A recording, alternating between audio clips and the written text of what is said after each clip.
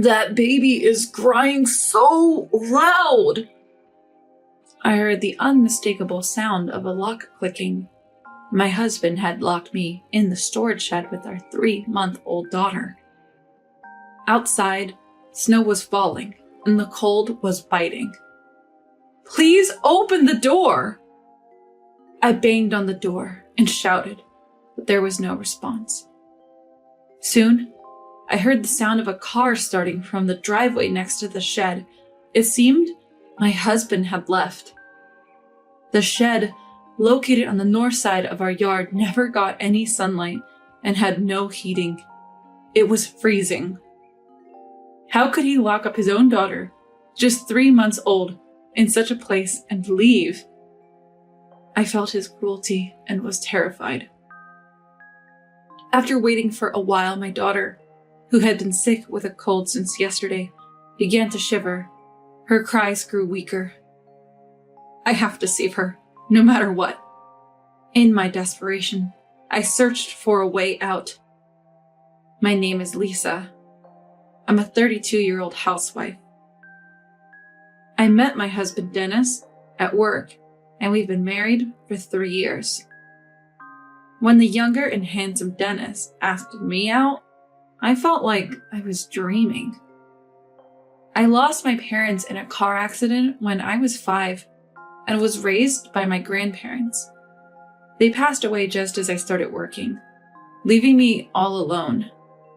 Dennis had also lost his parents to illness. Maybe our similar backgrounds brought us closer. We began our life together in the house Dennis inherited from his family. It took a while, but last year I finally got pregnant, and now we have a 3-month-old daughter named Ellie. Our marriage and Ellie's birth should have been the happiest moments of our lives, but I had no idea that this was just the beginning of a nightmare.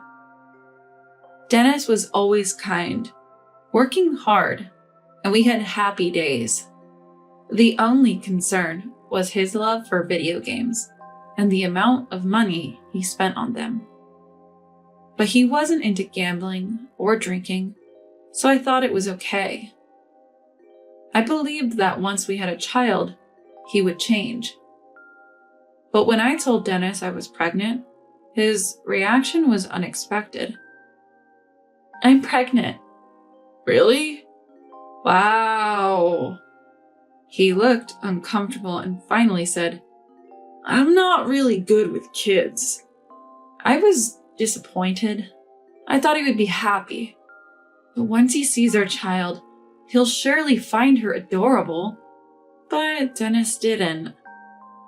After a difficult labor, when I finally gave birth, I was over the moon with love for our daughter. But Dennis looked at her and muttered, She looks like a monkey. He neither held our baby nor comforted me after the birth.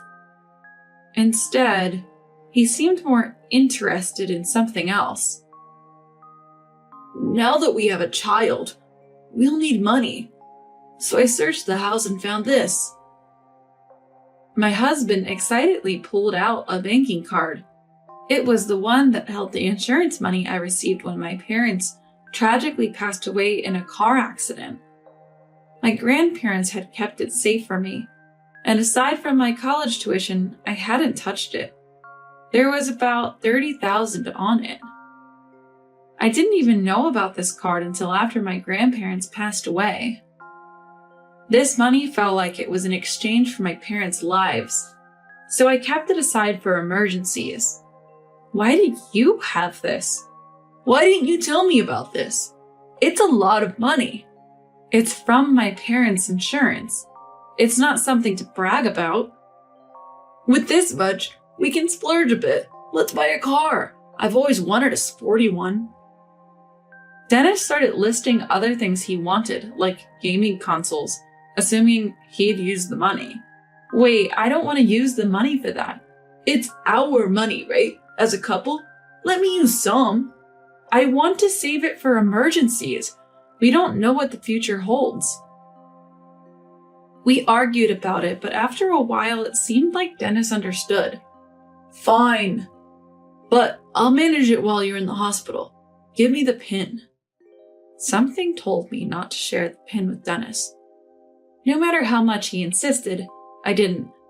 He stormed out of the room, sulking like a child, and never came back to visit.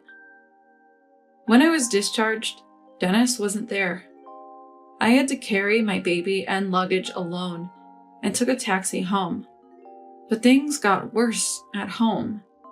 Every time our daughter cried, which is normal for babies, Dennis would shout, "She's so noisy.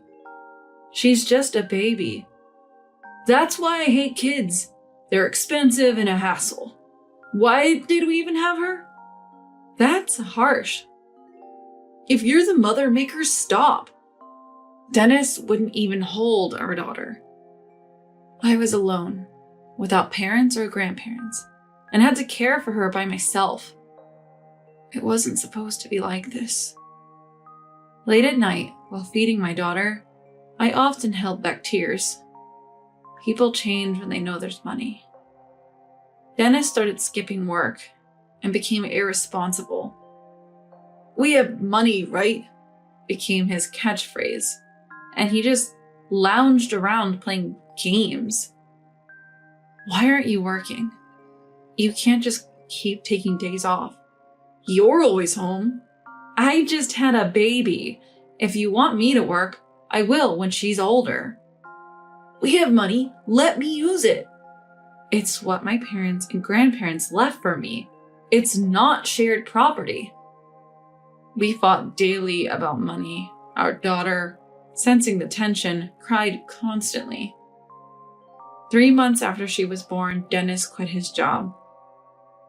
One evening, our daughter, who had been feeling unwell, started crying. My daughter, who had been suffering from a cold and had had a fever since the day before, started to get upset and cry. "She's so loud. She's sick and has a fever. Make her stop." I tried to soothe her, but she cried louder. "That's it." In a fit of rage, Dennis dragged us into a storage shed in the freezing winter. "Stop it!" I heard the lock click. "Open the door. Ellie has a fever." If we stayed in this cold shed, something terrible might happen to Ellie. I banged on the door, pleading, but Dennis wouldn't open it. Then he made a shocking demand. "Give me the PIN for the banking card." "What?" "Tell me and I'll let you out." I can't."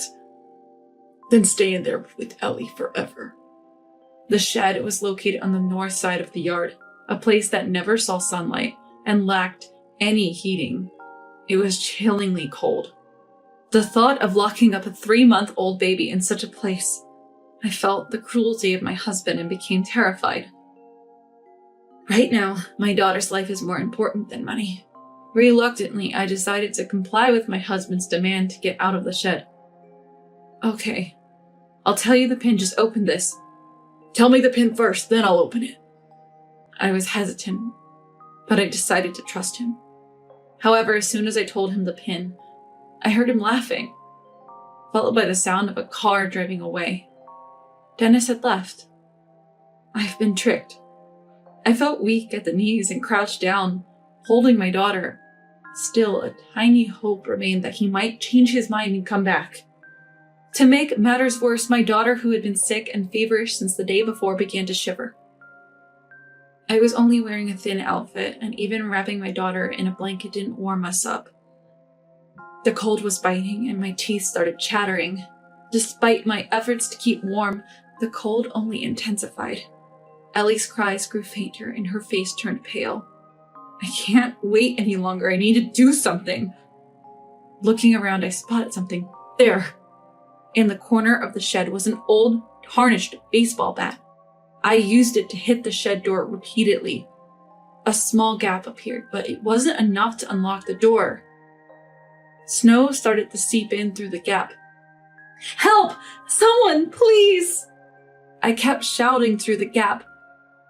"Are you okay? What happened?" After a while, Mrs. Rothery from next door noticed and brought a crowbar from her house. She managed to pry open the door. Mr. Rothery, seeing my shivering daughter, immediately drove us to the hospital. Once there, the nurses took my daughter for tests and treatment. Seeing my worried face, Mr. Rothery comforted me in the waiting room and shared his story. His ex-wife had a controlling husband who would get violent and abusive when things didn't go his way. Even if Dennis didn't hit me, locking us in a freezing shed was life-threatening. Such actions could escalate, and he advised me to be careful. I decided I couldn't stay with such a dangerous man and planned to leave. Mr. Rothery advised me to act quickly. I left my daughter with Mrs. Rothery and went back home. Dennis wasn't home. As I was packing, I noticed my cash card was missing. Then I found some documents sticking out of Dennis's bag. What? He planned this far ahead? I'll never forgive him. Furthermore, when I returned to the hospital and saw the drastic change in my daughter's condition, I decided not to just flee, but to take action against my husband. The next morning, he called. "Is the kid behaving now?" In a cold voice, I replied to his mocking tone. "Our daughter has passed away." "What?" He seemed shocked. "She developed pneumonia because you locked her, already sick with a cold, in that freezing shed. Despite the treatments, she didn't make it." "That's a lie, right?" "It's your fault. I'm reporting this to the police." I could sense his panic over the phone. I didn't mean for that to happen, I swear." His excuses were futile. "I don't want to talk to you right now. I'll handle Ellie's funeral. We'll discuss things later." When I confided in Mrs. Rothery about wanting to take action against my husband, she introduced me to a lawyer. We agreed to meet at the lawyer's office. 3 days later, I sat face to face with Dennis at his attorney's office. "I'm sorry about Ellie. I never intended for her to die." "It's too late for apologies. Plus, you've been quite busy these past days." I began laying out the evidence I had gathered over the past 3 days.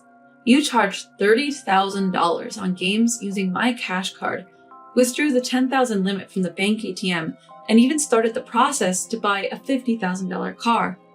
Do you even care about being a father? I can't be with someone as dangerous as you. I want a divorce."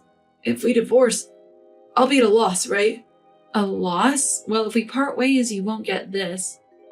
I placed the document I found in his bag on the table. It was a life insurance policy with Dennis as the beneficiary. "You were after my money and my life." "No, I just wanted us to enjoy life together." But secretly taking out life insurance on me and locking me in the shed could be seen as an attempt on my life. "What?" The lawyer beside me nodded in agreement. He explained to Dennis that locking me in the shed in the cold and unauthorized withdrawals were crimes. Dennis seemed to grasp the gravity of the situation, his face turning pale and his body shivering. "Lisa, please, don't go to the police. Aren't we a couple?" "You didn't listen when I begged you to let us out of the shed." "I'm sorry. I truly regret it." "I want a divorce. I'll also be claiming the money you spent from my bank card, compensation from the divorce, and child support in a lump sum." His eyes widened. "Child support? Why?" "Because it's needed to raise Ellie." "But she's gone, right?" "Ellie barely survived." "What? Why did you lie?" "My daughter was in critical condition, connected to numerous tubes. Seeing her like that broke my heart, but she miraculously pulled through. I had hoped that by lying about her death, he might show some remorse, but it only revealed his true colors. "I quit my job. I can't pay that much. Please!" He started crying and begging. "You could do something like that to protect yourself. I wanted you to protect me and my daughter too. I won't let you." "Don't say that. Please help me." But I pushed him away and left everything to the lawyer. We divorced, and I reported him to the police. Dennis ended up in prison. After his release, he sold his family home to pay me the $40,000 he spent, plus compensation and child support totaling $170,000. Apparently, he borrowed the rest from shady sources and is now forced into hard labor. I bought a secondhand house in the suburbs for my daughter and me, and found a job. We live happily in a community where neighbors care for us, and my daughter is growing up healthy and strong.